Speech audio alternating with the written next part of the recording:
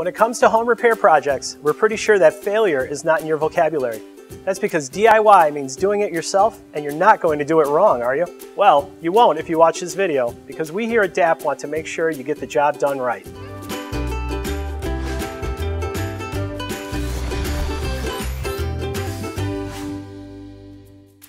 When it comes to home projects, the first step to getting everything done is staying organized. That means you have to know your schedule and you have to stick to it. For example, if you can only do a project on weekends, is this a project that can actually get done in a weekend? And if not, can the area that you're working on remain unused for another week or 2 or 3? Permits are important. Before you can even get started on your project, make sure that everything is legit. Be sure the contractor or you, if you're doing it yourself, are familiar with how to acquire permits and that you know what's required to submit along the way. Your city, county, or township could require detailed architectural drawings, letters from structural engineers who sign up on the project, itemized cost estimates. The list goes on and on. This process can take time and it might seem endless if you're not prepared.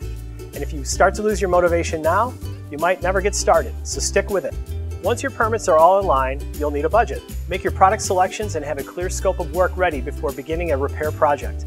This will help avoid spending the whole budget halfway through the completion of the project. Be aware that you might start what seems to be a simple repair or remodeling job, only to find that there are other, larger issues that you weren't expecting. For example, maybe you're replacing some moldy sheetrock. Once it's out of the way, you'll find a leak in the plumbing behind it.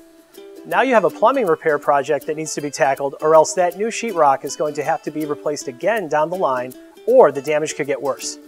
But look on the bright side.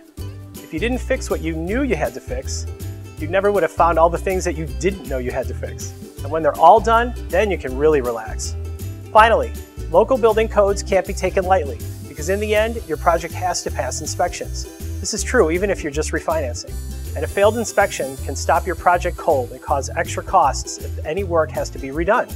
Remember that sheetrock over the plumbing?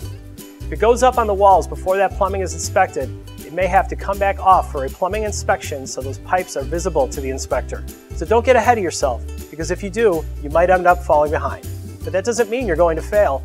It just means you're going to succeed a little later than you expected. And if you follow our tips, you can avoid the headaches that have been plaguing DIYers ever since a caveman first picked up a hammer and said, "You know, I bet I can fix that."